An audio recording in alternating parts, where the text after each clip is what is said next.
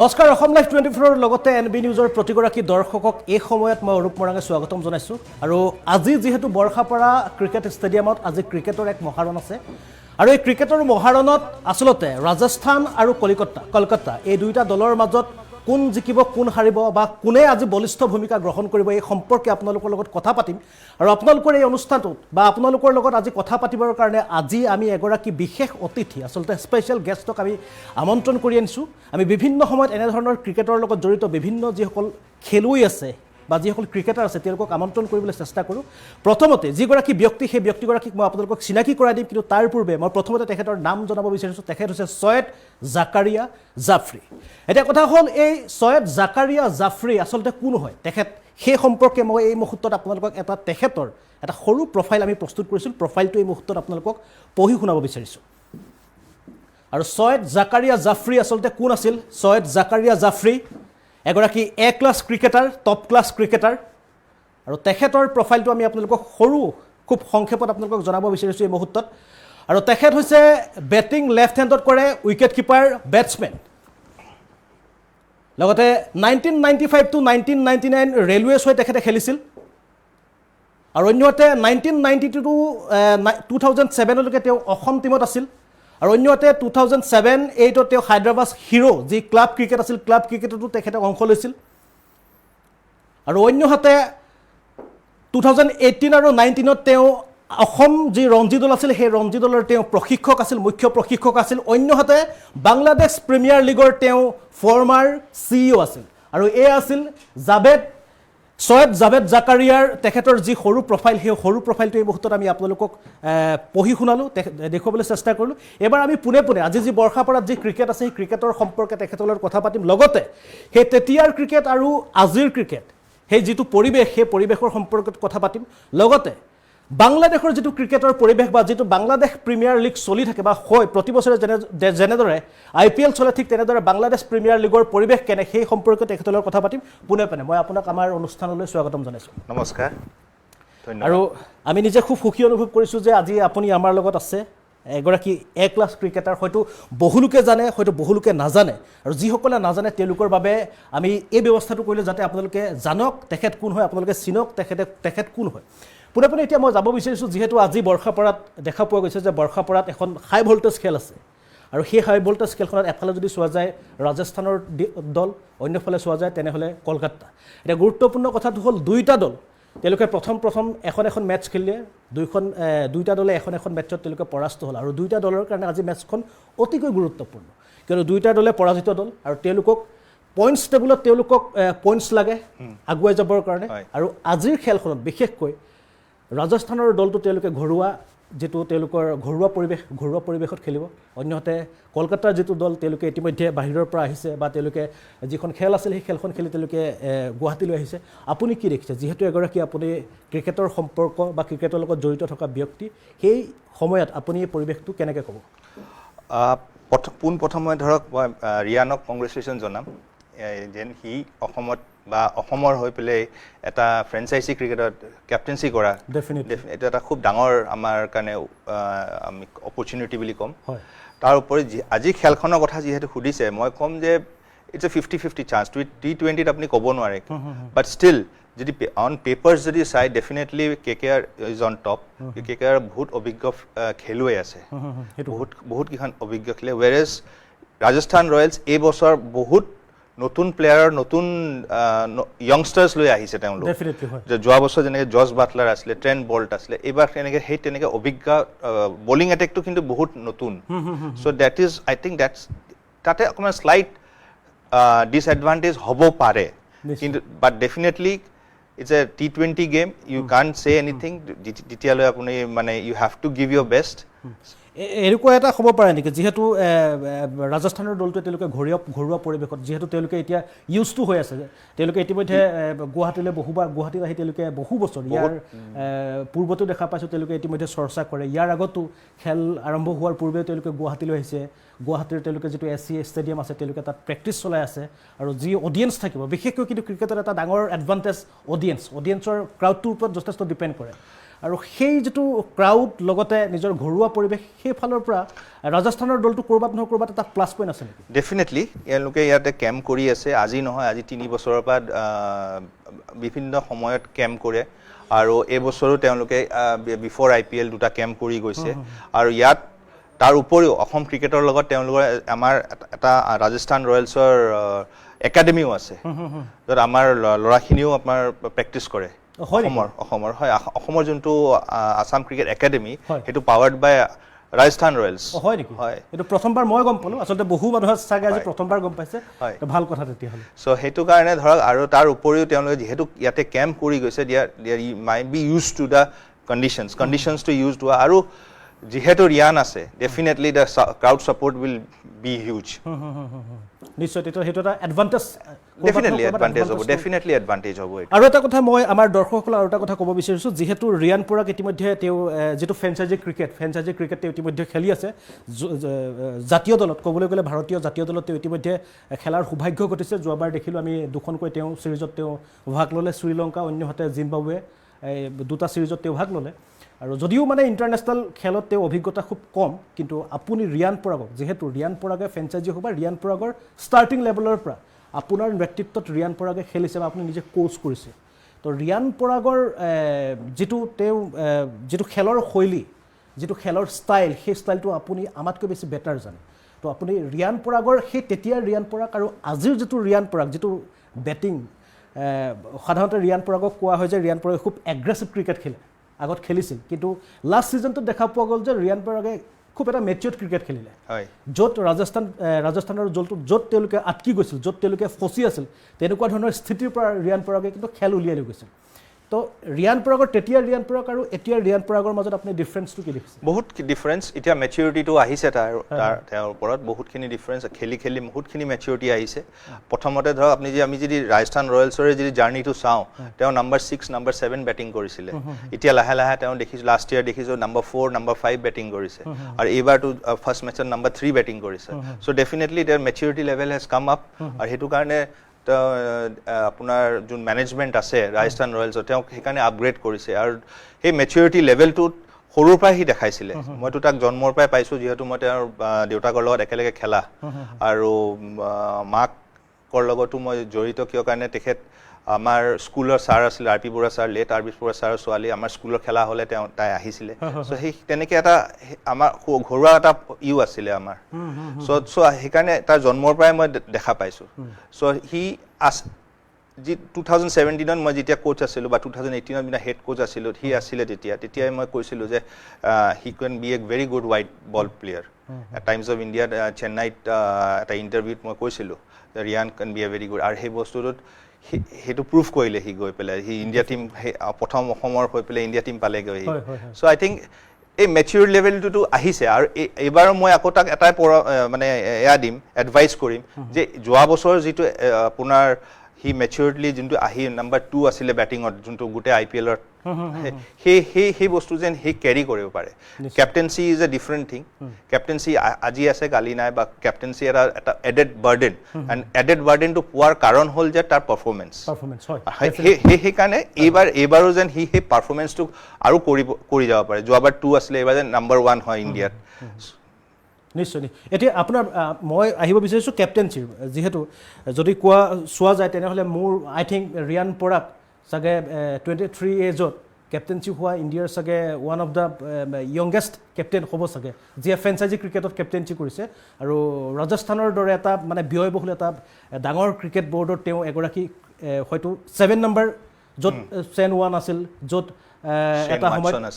Watson আছিল, তেনেকুৱা ধৰণৰ এটা ক্ৰিকেট টীমত তেওঁ অসমৰ এজন সন্তানে গৈ তাত কেপ্টেইনশ্বিপ, যদিও 3খন মেটছৰ কাৰণে যদিও চান্স দিছে, প্ৰথমখন মেটছত ইতিমধ্যে আমি দেখিলোঁ, কিন্তু প্ৰথমখন মেটছৰ কথা ক'বই লাগিব, প্ৰশংসা কৰিব লাগিব, যদিও ক'ৰবাত নহয় ক'ৰবাত তেওঁলোকে পৰাস্ত হৈছে বিৰোধী বা যিটো হায়দৰাবাদৰ বিৰুদ্ধে, কিন্তু পাৰফৰ্মেঞ্চ কিন্তু যথেষ্ট ভাল পাৰফৰ্মেঞ্চ কৰিছে। আমি যিমানবিলাক ক্ৰিকেটৰ সম্পৰ্কত যিমানবিলাক আমি চাইছোঁ, তাত ৰাজস্থানৰ মানে পাৰফৰ্মেঞ্চটো যথেষ্ট গুৰুত্বপূৰ্ণ। তো এই যিটো 3খন মেটছৰ যিটো কেপ্টেইনশ্বিপ, ইতিমধ্যে এখন গ'ল, 2খন মেটছৰ আছে ৰিয়ানৰ হাতত, এই 2খন মেটছৰ কেপ্টেইনশ্বিপটো ৰিয়ানৰ পাৰফৰ্মেঞ্চত ক'ৰবাত নহয় ক'ৰবাত ইম্পেক্ট নাই। যেনেকৈ মই আগতে ক'লোঁ আপোনাক সি মেচিয়ৰ্ড হৈ উঠিছে এতিয়া আৰু এতিয়া আজি যোৱাকালি যিটো সি ইণ্টাৰভিউ দিছে ইণ্টাৰভিউটো তাৰ হিউজ ডিফাৰেঞ্চ লাষ্ট 2 বছৰ 3 বছৰ আগৰ আৰু যোৱাকালি ইণ্টাৰভিউটো দ্যাটছ এ হিউজ ডিফাৰেঞ্চ তাৰ বডি লেংগুৱেজ তাৰ attitude huge difference so' that is he is matured now so' I think he can handle the pressure to captaincy pressure বা হোম গ্ৰাউণ্ডত যোনটো খেলাৰ যোনটো pressure definitely he can handle কৰিব পাৰিব নিশ্চয় আমি আৰু যাম আৰু কথা পাতিম আৰু মই এতিয়া আপোনাৰ অলপ অসমলৈ উভতি আহিছোঁ অসমৰ পৰিৱেশ মানে কি এনেকুৱা এটা পৰিৱেশ আচলতে মোৰ এটা সময়ত সপোন আছিল যে আমিও ভাবিছিলোঁ সৰু হৈ থাকোঁতে যেতিয়াই মানে ক্ৰিকেটৰ যিটো ট্ৰেণ্ড আছিল মানে টিভিত যেতিয়া দেউতাহঁতে ক্ৰিকেট চাইছিল বা খুৰাহঁতে ক্ৰিকেট চাইছিলে আমিও ভাবিছিলোঁ যেন ময়ো ক্ৰিকেটাৰ হ'ম শচীনক দেখিছিলোঁ বা অজয় জাদেজাক দেখিছিলোঁ তেনেধৰণৰ ক্ৰিকেটাৰবিলাক দেখি যেন সপোন এটা আছিল যে আমিও ক্ৰিকেটাৰ হ'ম কিন্তু আনফৰ্চুনেটলি আমি ক'ৰবাত মানে সেই চান্সটো নাপালোঁ বা ঘৰৰ ফালৰ পৰা সেই ছাপৰ্টটো আমি নাপালোঁ আপুনি যিটো সময়ত এগৰাকী ক্ৰিকেটাৰ হিচাপে আজি ক্ৰিকেট খেলিছিল আজিৰ দিনতো আপুনি ক্ৰিকেট কোচ কৰি আছে আপুনি ক্ৰিকেটক মনিটৰ কৰে তো সেই সময়ত যিটো ক্ৰিকেটৰ পৰিৱেশ কিয়নো সেই সময়ত মই জনাত ক্ৰিকেটৰ এনেকুৱা এটা পৰিৱেশ নাছিল যে য'ত ঘৰত আমি কনভিন্স কৰিব পাৰোঁ যে মই ক্ৰিকেটাৰ হ'ম বা মই যে ইণ্ডিয়ান টীম নহ'লেও মানে এটা মানে ক্লাব ক্ৰিকেট খেলি সংসাৰ চলাব পাৰিম ঘৰ চলাব পাৰিম নিজে চলিব পাৰিম তেনেকুৱা এটা পৰিৱেশ নাছিল তেনে ক্ষেত্ৰতো আপুনি কিন্তু সেই সময়ত যথেষ্ট চেলেঞ্জ আপুনি নিশ্চয় পাৰ কৰি আহিছে কেনেকুৱা আছিল চেলেঞ্জবোৰ আপোনাৰ চেলেঞ্জ বুলি তেনেকৈ মই নকওঁ কিয় কাৰণে মোৰ ঘৰৰ মা দেউতাই খুব ছাপোৰ্ট কৰিছিলে বিশেষকৈ মোৰ দেউতাই খুব ছাপোৰ্ট কৰিছিলে মোক যিটো ডিচিশ্যন লওঁ মোৰ দেউতাক যদি মই কওঁ ছাপোৰ্ট কৰিছিলে মোক ফাৰ্ষ্ট অফ অল ছেকেণ্ডলি কি হ'ল ক্ৰিকেটটো আমি যেতিয়া খেলিছিলোঁ সেইখিনি সময়ত যেতিয়া খেলিছিলোঁ তেতিয়া ধৰক দেয়াৰ ৱাজ এ পেশ্যন তেতিয়া ধৰক মনিটাৰী বেনিফিট আমি গম পোৱা নাছিলোঁ কি আছিলে কি নাই প্ৰথমখন যেতিয়া আমি ষ্টেট মেচ খেলিছিলোঁ 50 টকা পাইছিলোঁ 50 টকা আণ্ডাৰ 16 খেলিছিলোঁ আগৰতলাত গৈছিলোঁ 50 টকা এটা পাইছিলোঁ তাকো মেনেজাৰে আবেলি কৈছে যে এইটো ল মিঠাই খাবি বুলি তো আমি ভাবা নাই যে এইটো মেটচ মানি যায় উই নেভাৰ এক্সপেক্টেড একচুৱেলি যে এইটো মেটচ মানি চ' ৰঞ্জী ট্ৰফিও যেতিয়া ফাৰ্ষ্ট খেলিলোঁ তেতিয়া আমাৰ মেটচ মানি আছিল 550 ৰুপিজ এইটো কিবা 92ৰ কথা কৈছোঁ যেতিয়া মই ডেবিউ কৰিছিলোঁ তেতিয়া সেইটো that time it was 550 rupees আৰু আজি ডেবিউ কৰিলে it's more than 1.5 lakhs so huge difference so সেই কাৰণে মই কৈছোঁ যে আমাৰ সেইখিনি সময়ত পেশ্যনটো আছিল ক্ৰিকেট খেলিম খেলাৰ মানে এটা মানে ইচ্ছা আছিল আগত কি হ'ব আমি কেতিয়াও ভাবা নাছিলোঁ আৰু তেতিয়া ধৰক ইমান অপৰচুনিটিও নাছিলে তেতিয়া ধৰক যদি এতিয়া আমি যে ফাৰ্ষ্ট ক্লাছ ডেবিউ কৰিছিলোঁ আমাৰ জোনেল ৱাইজ হৈছিলে জোনেল ৱাইজ হওঁতে ধৰক অনলি বেংগল তেতিয়া ঝাৰখণ্ড নাছিল বিহাৰ আছিলে বিহাৰ বেংগল বিহাৰ উৰিষ্যা আৰু ত্ৰিপুৰা সেইকেইটা এই 4খন মেচ বছৰটোত আহে তাতে যদি আপুনি ভাল খেলে তেনেহ'লে আৰু 2খন মেচ দিলীপ ট্ৰফিৰ 2খন মেচ পায় জোন মেচৰ তেনেকৈ আমি খেলিছিলোঁ চ' এতিয়া ইটছ এ হিউজ ডিফাৰেঞ্চ আজি এটা ফাৰ্ষ্ট ক্লাছ প্লেয়াৰে গোটেই ছিজনটোত 24খন মেচ পায় ওৱান ডে হওক T20 হওক বা ৰঞ্জী ট্ৰফি হওক গোটেই মিলি 24খন match so' that's a huge difference now so' সেইখিনি সময়ত চেলেঞ্জবোৰ বহুত আছিলে ধৰক তেতিয়া মই ধৰক 18 বছৰ নহওঁতে মোক এজিত মাতি পেলাই মোক চাকৰি দিলে 2 মাহ থাকোঁতে তেতিয়া মোৰ মায়ে কান্দিছিলে যে মই মোৰ ল'ৰা কেৰাণী বনালোঁ বুলি মানে সেইটো কিন্তু আপুনি স্পৰ্টছ মানে যিটো কোটা স্পৰ্টছ কোটাত তেতিয়া ময়ো ভাবা নাই যে কি চাকৰি বস্তুটো কি বস্তু মই তেতিয়া চেণ্ট্ৰেল গভৰ্ণমেণ্ট চাকৰি কি বস্তু এইটো ভবা নাছিলোঁ একো চ' তেনেকুৱা কথা চ' সেই সময়ত মানে সেই মেচিউৰিটিটো নাছিলে যে কি হ'ব but now if I C boys এতিয়া মানে ইমান মেচিউৰ্ড হৈছে ল'ৰাখিনি যে আগৰ পৰাই গম পায় এতিয়া নেক্সট এই জেনেৰেশ্যনটো বহুত আগৰ পৰা যাওঁ যেতিয়া মই ৰিয়ানৰ কথাই কৈছোঁ Riyan he is very much mature 23 চাগে আমি ইমান মেচিউৰ নাছিলোঁ সেইটো হয় আৰু ক'ৰবাত নহয় ক'ৰবাত আজিৰ সময়ত মানে ক্ৰিকেটিং যিটো ছিষ্টেম আগত আছিল ক্ৰিকেট চাবৰ কাৰণে মানে এটাই প্লেটফৰ্ম আছিল আপোনাৰ টিভিত অনলি ক্ৰিকেট আছিল টিভিত মানে খুব এটা টিভি সন্মুখত লৈ মানে এখন গাঁৱে একেলগে চাইছিল ক্ৰিকেট সেই পৰিৱেশটো আৰু আজিৰ সময়ৰ পৰিৱেশটো আজিৰ সময় সেই মাদকতাটো নাই ক'ৰবাত নহয় ক'ৰবাত জাক পাতি ক্ৰিকেট চোৱা বা এখন গাঁৱে মানুহ একেলগে বহি কিন্তু ক'ৰবাত নহয় ক'ৰবাত প্লাছ পইণ্টো আছে কাৰণ আজিকালি কি হৈছে আজিকালি আপোনাৰ সকলোৰে হাতে হাতে মোবাইল হৈ গ'ল স্মাৰ্টফোন হৈ গ'ল স্মাৰ্টফোনত যেতিয়া আহি গ'ল তেতিয়াই মানে ক্ৰিকেটটো পেশ্যন যিটো আছিলে পেশ্যনটো লাহে লাহে মানুহৰ বিল্ড আপ বেছি হ'বলৈ হ'লে তাৰপাছত এতিয়া মানুহে ক্ৰিকেটৰ মানে চ'ৰ্চটো বেছি হৈ গ'ল এতিয়া মই সৰি মই ক'ব খুজিছোঁ এতিয়া অকল নট অনলি ক্ৰিকেট যেতিয়াৰ পৰা ধৰক চাইনা নেহৱাল বেডমিণ্টন খেলিছে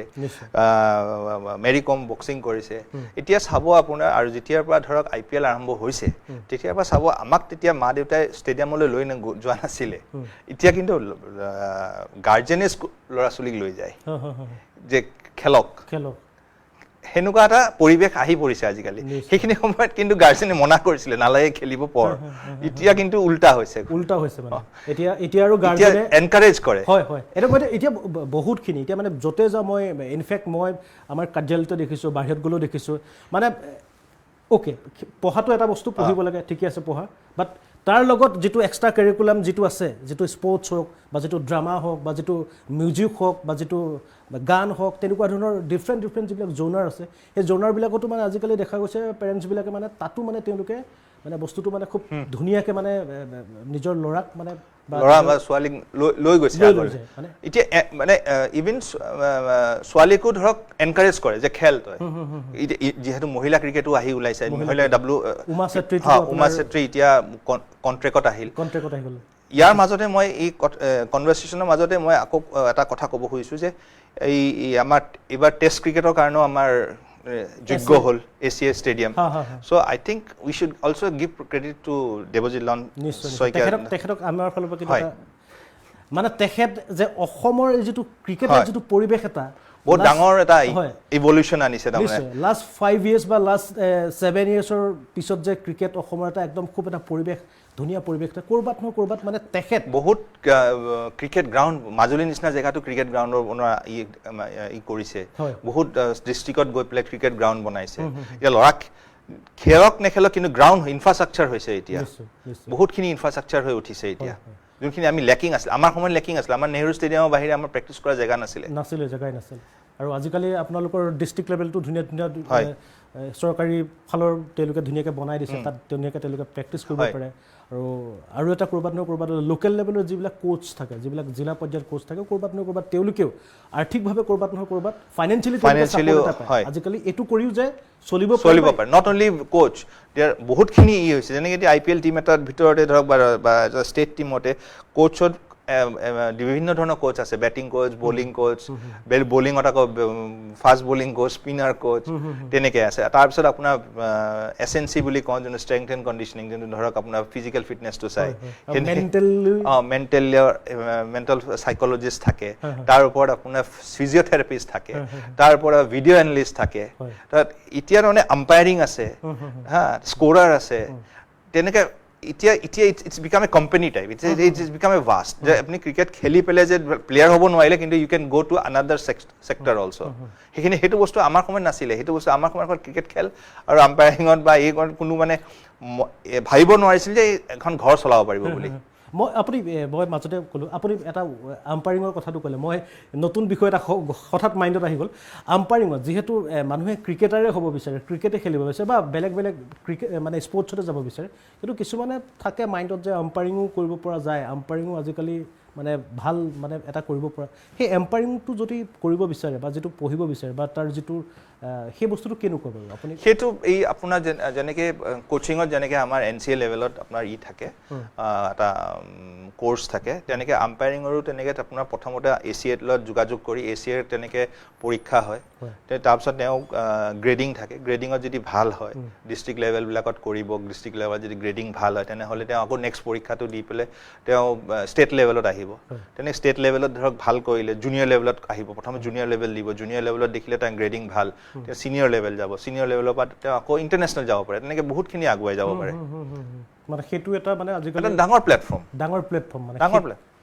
সেইকাৰণে মই কৈছোঁ আপোনাৰ এতিয়া not only umpiring video' analyst প্ৰত্যেকটা টিমৰ লগত এটা ভিডিঅ' এনালিষ্ট কিছুমান টিমলৈ 2-3টা ভিডিঅ' এনালিষ্ট থাকে আপুনি যদি কম্পিউটাৰৰ কামখিনি জানে ভিডিঅ' এনালিষ্টৰ যদি বহুতখিনি মানে আপোনাৰ আমাৰ এজ এ কোচ হিচাপে বহুতখিনি I am dependent on video' analyst বলাৰটো ক'ত বলিং কৰি আছে কেনেকৈ বলিং কোনটো বলত এজ এ বেটছমেনে কোনটো বলত ধৰক সি ষ্ট্ৰাগল কৰি আছে বা কোনটো বল বা অপনেণ্টে কোনটো বেটছমেনক মই ক'ত বলিং কৰিবৰ কাৰণে কালি ক'ব লাগিব so' these are all lot of things ধৰক তেনেকৈ এতিয়া আৰু এটা ডাঙৰ বুমিং হৈ আহিছে এতিয়া নেক্সট 10-15-20 ইয়াৰ্ছত স্পৰ্টছ চাইকলজিষ্ট আৰু স্পৰ্টছ ফিজিঅ'থেৰাপিষ্ট সেইটো এতিয়া সৰু সৰু ল'ৰা ক্ৰিকেট খেলক বা যিকোনো স্পৰ্টছ খেলক মাক দেউতাকে স্পৰ্টছ সাইকোলজিষ্টৰ ওচৰত লৈ যায় মেণ্টেলি ষ্ট্ৰং হোৱাৰ কাৰণে মেণ্টেলি পাৰ্টিকুলাৰ সেই স্পৰ্টছটোৰ ওপৰত কেনেকৈ সি গ্ৰুম কৰিব কেনেকৈ সি most মানে 80% যোনখিনি মানুহে জানে ধৰক আৰবান এৰিয়াত থাকে তেওঁলোকে স্পৰ্টছ সাইকোলজিষ্ট বিচাৰি পেলাই স্পৰ্টছ সাইকোলজিষ্টৰ তাত লৈ যায় তেনেকৈ আজি অলপ ইনজৰ্ড হোৱাৰ লগে লগে স্পৰ্টছ ফিজিঅ'থেৰাপিষ্টৰ দৰকাৰ হ'ল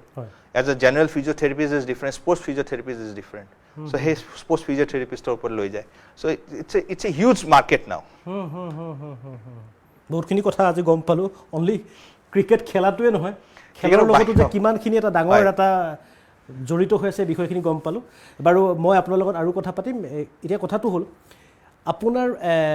যিখন বায়'ডাটাত মই ইতিমধ্যে ক'লোঁ যিহেতু আপুনি অসমৰ পৰা এগৰাকী টপ ক্লাছ ক্ৰিকেটাৰ আপুনি যিহেতু হায়দৰাবাদ হিৰোজ যিটো ক্লাব ক্ৰিকেটো আপুনি খেলিছিল বা সেই সমসাময়িক সেই পৰ্যায়ত আপুনি ৰেলৱেছতো খেলিছিল এতিয়া কথাটো হ'ল আপোনাৰ সময়ত ক্ৰিকেট এনেকুৱা ক্ৰিকেটাৰ আপুনি হয়তো তেখেতলোকক লগ পাইছে যিবিলাক হয়তো মানে আজিৰ সময়ত তেওঁলোকে হয়তো ক্ৰিকেটত নাই খেলিছিল শচীন তেণ্ডুলকাৰ হওক বা আপোনাৰ পৰ্যায় MS ধোনী হওক তেনেকুৱা ধৰণৰ আপুনি কাক লগ পোৱাৰ সৌভাগ্য হৈছিল আপোনাৰ খেলিছোঁ সকলৰ লগতে খেলিছোঁ শচীনৰ লগত আমি এগেইনষ্টত খেলিছোঁ মুম্বাই এগেইনষ্টত যেতিয়া খেলিছোঁ শচীন আছিলে জাহিৰ খান আছিলে অজিত আগাৰকাৰ এতিয়া চিলেক্টৰ হয় গোটেইখিনি আছিলে ধোনীয়ে একেলগে খেলিছোঁ ধোনী 2001ত নে 2ত আপোনাৰ কৰিছিলে ডেবিউ কৰিছিলে জোন টীমত একেলগে আছিলে মোৰ লগত দীপদাস গুপ্তাও আছিলে তেনেকৈ আপোনাৰ মোহন্তি আছিলে চ' সেইখিনি সময়ত সেই আমাৰ সময়ত যিখিনি প্লেয়াৰ আছিলে ধৰক এতিয়া ৰাহুল দ্ৰাবিড আছে হয় বা যোনখিনি প্লেয়াৰ আছিলে সৌৰভ গাংগুলী সেইখিনি সকলোৰ লগতে খেলা আছে মানে খেলাৰ এক্সপিৰিয়েঞ্চ আছে খেলিছোঁ কিন্তু ক'ৰবাত নহয় ক'ৰবাত তেওঁলোকে ইণ্ডিয়াৰ যিটো জাতীয় সেইটো সময়ত আমাৰ মই ক'লোঁ যে সেইখিনি সময়ত আমাৰ এক্সপ'জাৰ নাছিলে আজি যেনেকৈ এক্সপ'জাৰ এখন এটাত অসম খেলিলেও 24খন মেচ খেলিব পাৰে যদি even if you don't qualify for the next level but সেইখিনি সময়ত আমাৰ অকল 4খন মেচ আছিলে অনলি 4খন কমপ্লিট ইয়েৰত গোটেই ইয়াৰটো 4খন মেচ আছিলে এই বেংগল বিহাৰ উৰিষ্যা আৰু ত্ৰিপুৰা সেইখন যদি ভাল খেলে আপুনি দুটামান 100 মাৰিলে তেতিয়া আপুনি দিলীপ ট্ৰফিলৈ আহে আদাৰৱাইজ একো নাছিলে আমাৰ সেইখিনি সময়ত আৰু এট প্ৰেজেণ্ট আপোনাৰ 24খন 24 8খন আপোনাৰ ৰঞ্জি ট্ৰফি 8খন আপোনাৰ কি কয় ওৱান ডে বিজয় হাজাৰে আৰু সৈয়দ মুস্তাক আলী 6খন নে 7খন মেচ তাৰপৰ যদি আপুনি কোৱালিফাই কৰে আৰু মেচ তাৰপৰ আপোনাৰ IPL চ' এতিয়া এক্সপ'জাৰটো বহুত হৈ গ'ল আৰু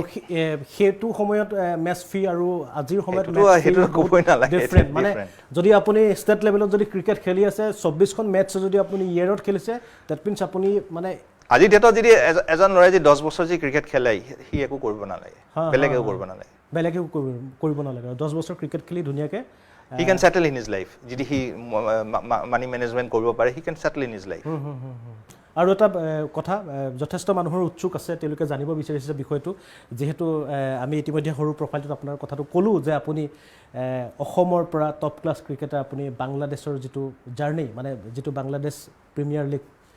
ভাৰতৰ দৰে ঠিক সেই প্ৰিমিয়াৰ লীগত আপোনাৰ CEO বুলি যিটো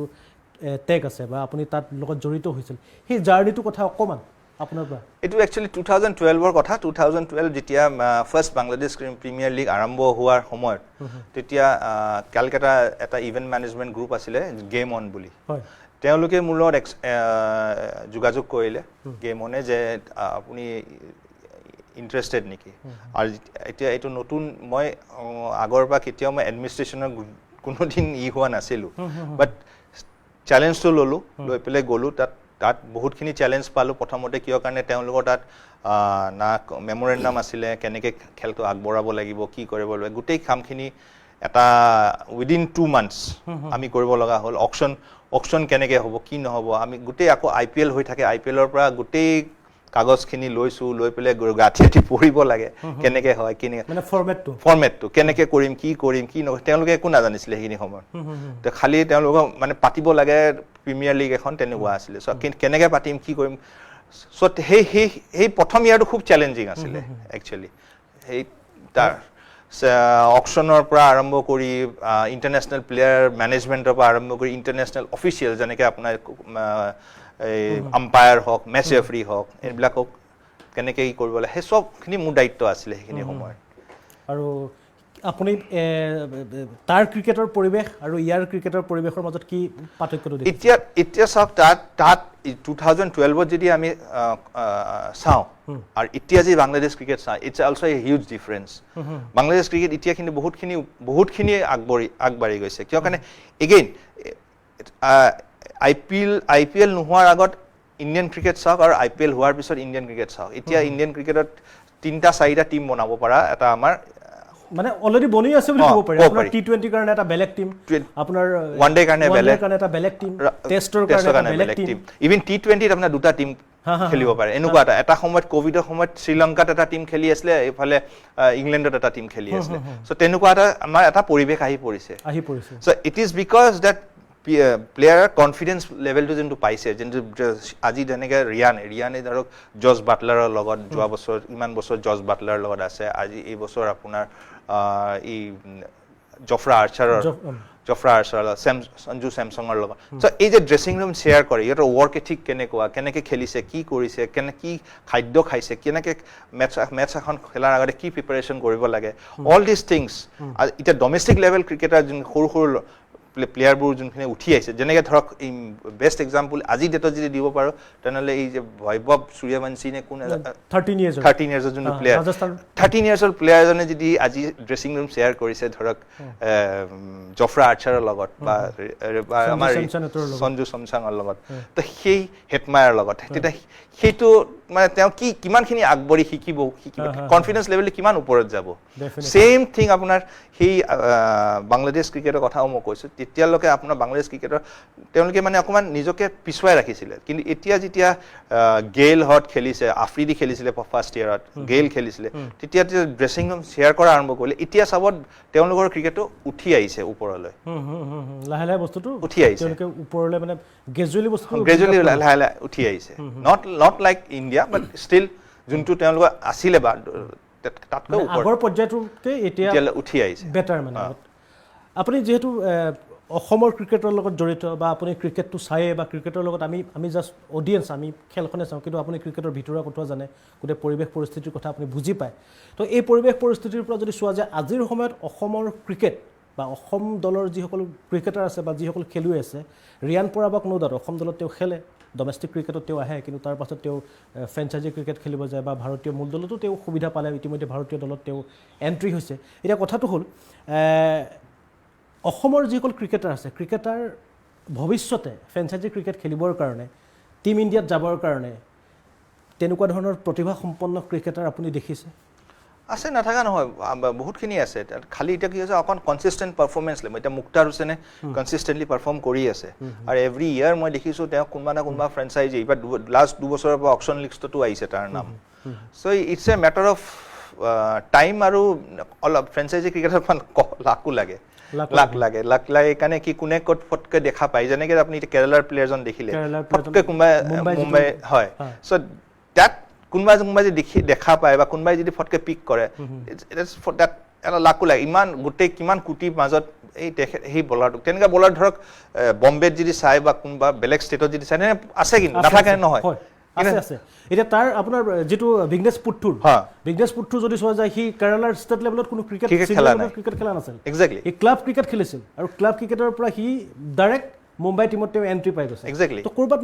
মই সেইটোৱে ক'লোঁ, ক'ৰবাত লাকো আপুনি ডেষ্টিনি ইজ ভেৰি ইম্পৰ্টেণ্ট। হয়, মানে অনলি প্ৰতিভাই নহয়, অনলি টেলেণ্টে নহয়। চ' তেনেকৈ এতিয়া আমাৰ আছে, মুক্তাৰ আছে, ডেনিছ দাস এতিয়া ভাল খেলি আছে, তেনেকৈ পাৰভেজ মুশ্বাৰফ, তেনেকৈ ভাল প্লেয়াৰ উঠি আছে, আহি আছে, সেই এবিলিটিটো আছে, নাথাকা নহয়। It's a matter of time actually. নিশ্চয়। আৰু তেওঁলোককো মই এডভাইচ কৰিম যে আৰু যেন ভাল কৰক, আৰু কষ্ট কৰক, আৰু মানে চৰ্চা কৰক, অনুশীলন কৰক। আৰু আমিও বিচাৰোঁ ডমেষ্টিক ক্ৰিকেটত অসমে আৰু এজ এ টিম ভাল কৰিব লাগিব, এজ এ টিম। যোৱা বছৰটো ভাল ইমান এটা এভাৰেজ গৈছে, কিন্তু তাৰ আগৰ বছৰত আমি ছেমি ফাইনেল খেলিছোঁ, মুস্তাক আলীত ছেমি ফাইনেল খেলিছোঁ, তাৰ আগৰ বছৰ আপোনাৰ বিজয় হাজাৰেত খেলিছোঁ। চ' উঠি আহিছে হোৱাইট বল ক্ৰিকেটত, আমি এতিয়া লাহে লাহে আমি আগবাঢ়ি আহিছোঁ। মানে অভাৰঅল কালেক্টিভ যিটো পাৰফৰ্মেঞ্চো লাগিব অভাৰঅল টিমটোৰ। আৰু এতিয়া আমি চৰ্চালৈ আহিলোঁ